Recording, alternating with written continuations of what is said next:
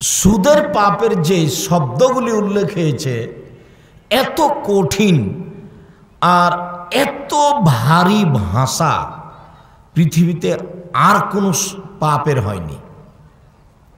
ভাষা এত ভারী যে এরকম ভাষা দিয়ে আর কোনো পাপকে পেশ করা হয়নি।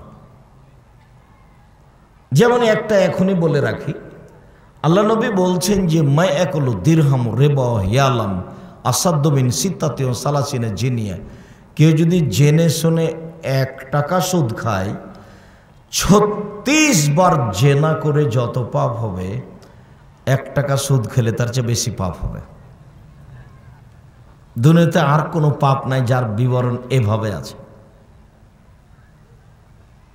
সেটা আপনার মদ হোক, সেটা মানুষকে হত্যা করা হোক, সেটা জুলুম নির্যাতন অন্যায় অবিচার রাহাজানি হোক, সেইটা আপনার বাপ মায়ের অবাধ্য চলা হোক, যত দুনিয়াতে বড় বড় পাপ আছে এমন কোনো পাপ নাই যার ভাষা এরকম।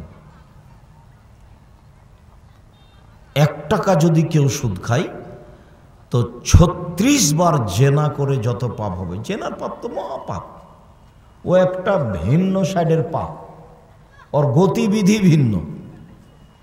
অবিবাহিত অবস্থায় জেনা করলে 100 লাঠি পিটিয়ে এলাকা থেকে 1 বছরের জন্য তাড়িয়ে দিতে হবে।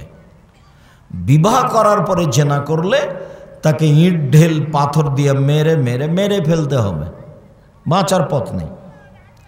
এদেশের লাখো ভাবিকে ইট ঢেল পাথর দিয়ে মেরে ফেলতে হবে যারা দেবরের সাথে জেনায় লিপ্ত হয়েছে। এদেশের লাখো দুলা ভাইকে ইট ঢেল পাথর দিয়ে মেরে ফেলতে হবে যারা শ্যালিকার সাথে জেনায় লিপ্ত হয়েছে। এদেশের লাখো পুরুষ নারীকে ইট ঢেল পাথর দিয়ে মেরে ফেলতে হবে যাদের স্ত্রী বউ থাকার পরেও অন্যের সাথে জেনায় লিপ্ত হয়েছে। তাকে বাঁচানোর কোনো পথ পৃথিবীতে নেই। ই আবার অবাক পাপ, ই এক অবাক পাপ। এই পাপ করার পরে তাকে বাঁচানোর কোনো পথ নেই। শিরক মহাপাপ। কতদিন শুনলাম আব্দুর রাহিক সাহেবের মুখে যে পাপের জগতে সবচেয়ে বড় পাপ কোনটা? শিরক। ও বাঁচার পথ আছে, তওবা করলে আমি আর শিরক করবো না, আল্লাহ তুমি মাফ করো, হয়ে গেল। পাপের জগতে দ্বিতীয় মহাপাপ বাপ মায়ের অবাধ্য চলা। মাকে গালি দিয়েছি, দিয়ে ভুলে হয়ে গেছে, পা ধরে বলছি মা আমার ভুল হয়ে গেছে, আমাকে ক্ষমা করেন, আপনি আমার সব, আমি আপনাকে সম্মান করব আম্মা, জীবন বাজি রেখে, কোনো কিছু সামনে থাকবে না। ঠিক আছে, মা খুশি, মিটে গেছে ওটা। অথচ দ্বিতীয় মহাপাপ মিথ্যা সাক্ষী দেওয়া পৃথিবীতে তৃতীয় মহাপাপ। আল্লাহ ভুল হয়েছে আর আমি মিথ্যা সাক্ষী দিব না, আল্লাহ ক্ষমা করে দেবেন। তৃতীয় মহাপাপ হলো সন্তান হত্যা করা খাদ্যের ভয়ে। মাত্র 2টা ছেলে মেয়ে, আপনারা 10 ভাই বোন, আর আপনার ছেলে মাত্র 2টা নেন, একটা দুনিয়ার বদ শয়তান। আদর করেন বেশি, সেজন্য শয়তান হয়ে গেছে। তো এগুলো বড় বড় পাপ, কিন্তু এর কারণে তাকে হত্যা করতে হবে এরকম পাপ নয়। জেনা বিবাহ করার পরে জেনা এক অবাক পাপ, জেনা ঘৃণিত পাপ, এক অবাক পাপ যার থেকে বাঁচার কোনো পথ নেই। আব্দুর রাহিক সাহেব বিচার হলো না, যে বিচার হলো না, আপনি কান্নাকাটি করে বললেন ক্ষমা হয়ে যাবে ইনশাল্লাহ, সেটা ভিন্ন ব্যাপার।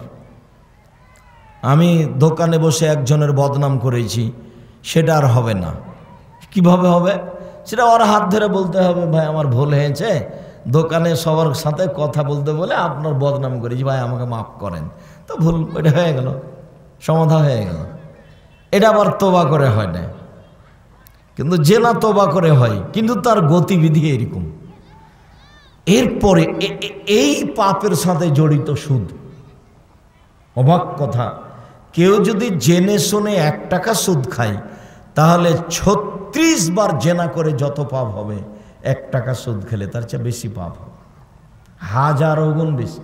আচ্ছা বলেন তো আপনাকে আমি কি দিয়ে বুঝাই সুদের পাপের মাপ কি, সুদের পাপের গতি কি, সুদের পাপের বিধিবিধান কি, এই কেমন পাপ? জেনাই তো মহাপাপ, আবার 36 বার, আবার তার চেয়ে বেশি। এই কেমন পাপ? প্রায় সব গ্রামে মহিলারা কিস্তিতে টাকা উঠাচ্ছে। কিস্তি টাকা পরে দিবে, নগদ টাকা এখন 20,000 পেয়েছে। কয়দিন পরে দেখবেন মহিলাটা বাড়ি বিক্রি করে ওই বাড়িটার নাই, পালিয়ে গেছে। কেন? সুদ।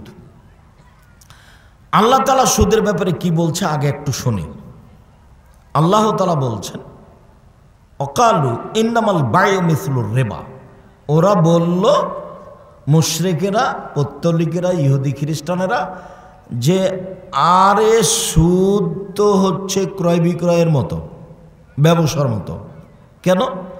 সুদেও টাকা বাড়ে, ব্যবসাতেও টাকা বাড়ে, দুটাই সমান। এটা মানুষেরা বলল। তখন আল্লাহ বলছেন, বলো কি? ওয়াহাল্লাল্লাহুল বায়া ওয়া হারামার রিবা। আল্লাহ চিরদিনের জন্য সুদকে হারাম করেছেন আর ব্যবসাকে হালাল করেছেন। ওরা কি বলল? আরে কি বলেন আপনারা, সুদও যা, ব্যবসাও তাই। কেন? এটাও তো টাকা বাড়ে, এটাও তো টাকা বাড়ে, তাহলে দুটাই একই জিনিস হলো। বোঝা যায় না? তো আল্লাহ বলছেন, কি বলো, একই জিনিস কেন হবে? ওটা হলো হারাম চিরদিনের জন্য, আর এটা হলো হালাল চিরদিনের জন্য, তো একই হলো কিভাবে? এইবার আব্দুল্লাহর বক্তব্য থেকে একটা অংশ শোনায় আপনাকে। সুদ টাকাকে তার নিজের গতিতে চলতে দেওয়া মানে হলো সুদ না খাওয়া। টাকাকে তার নিজের গতিতে চলতে দিতে হবে, তাহলে মানুষ শান্তি পাবে। টাকাকে নিজের গতিতে চলতে দেওয়া, এটা কি আব্দুর রাজ্জাক সাহেব? চলো, টাকা বিনিময়ে ব্যবহার হবে। টাকা কিসে ব্যবহার হবে? বিনিময়ে ব্যবহার হবে। এটা হলো তার গতি। আমি এই প্যাকেটটা নিয়েছি, বিনিময়ে কি দিয়েছি? টাকা। এটা হলো টাকার গতি, এটা হলো টাকার বিধিবিধান। তো এইটা যখন চালু থাকবে তখন মানুষ শান্তি পাবে, সুদ থাকবে না। আমি 1 কেজি বেগুন নিয়েছি, বিনিময়ে কি দিয়েছি? টাকা দিয়েছি। তো টাকা যখন বিনিয়োগে ব্যবহার হবে তখন টাকা নিজ গতিতে আছে। আর যখন টাকা দিয়ে টাকা আসবে, 100 টাকা দিয়ে 120 টাকা, তখন টাকার বিনিময়ে ব্যবহার হয়নি, তখন টাকা দিয়ে টাকা ব্যবহার হয়েছে, তখন টাকার উপরে জুলুম করা হয়েছে, মুদ্রার উপরে তখন জুলুম করা হয়েছে। টাকা যদি কথা বলতে পারত তাহলে আপনার কান ঝালাফালা করে দিত, ছি ছি ছি ছি ছি, আপনি আমাকে এভাবে ব্যবহার করছেন কেন? আমি তো এই জন্য জন্ম নিনি, আমি তো এই জন্য জন্ম নিনি, আমি বিনিময়, আমি বিনিময়, আমি বিনিময়ে। আমি 1 কেজি চাউল নিলে ব্যবহার হব, 1 কেজি বেগুন নিলে ব্যবহার হব, একটা বাক্সটা নিলে, টিস্যু পেপার বাক্স নিলে আমি ব্যবহার হব। তা আপনি আমাকে দিয়ে আমাকে নিলেন কেন? আপনি আমাকে দিয়ে আমাকে নিলেন কেন? আমার উপরে জুলুম করলেন। তো টাকার উপরে জুলুম করলে মানুষ নিঃস্ব হয়ে যাবে। তখন আল্লাহ বলছে, পৃথিবীর মানুষ শুনে রেখো, ইয়ামহাকুল্লাহুর রিবা ইউরবিস সাদাকাত। সুদ মানুষের টাকাকে কমিয়ে দেয়, দান মানুষের টাকাকে বেশি করে দেয়। সুদ মানুষকে ভিক্ষুক বানায়, দান মানুষের টাকাকে বেশি করে দেয়। যারা সুদ খাচ্ছে ওরা একদিন না একদিন ভিক্ষুক হবেই, হতেই হবে। ও হবে, না হলে তার ছেলে হবে, না হলে তার নাতি হবে, ভিক্ষুক হতেই হবে ইনশাআল্লাহ। ও তো আল্লাহ বলেছেন, আমি আর আপনি ইনশাআল্লাহ বললে হবে না? বললে আব্দুল্লাহ ইবনে মাসউদ রাদিয়াল্লাহু তাআলা আনহু বলেন, আল্লাহর নবী বলেছেন, ওয়াইনার রেবা ইন্নার রেবা ওয়াইন কাসরা। যদিও সুদে দেখি টাকা বেশি হচ্ছে, যদিও সুদে দেখি টাকা বেশি হচ্ছে, ফেটা আকেবাত ইয়াসিরে আকাল্লিন, ওর শেষ ফলাফল হলো নিঃস্ব। সুদের শেষ ফলাফল কি? নিঃস্ব। আল্লাহ বললেন সুদ টাকাকে কমিয়ে দেয়, আর আল্লাহর নবী বললেন সুদ মানুষকে নিঃস্ব করে। এবার আমি আব্দুর রাজ্জাক বিন ইউসুফ দুটার সমন্বয়ে বললাম যে সে যে সুদ খাবে সে ভিক্ষুক হবে।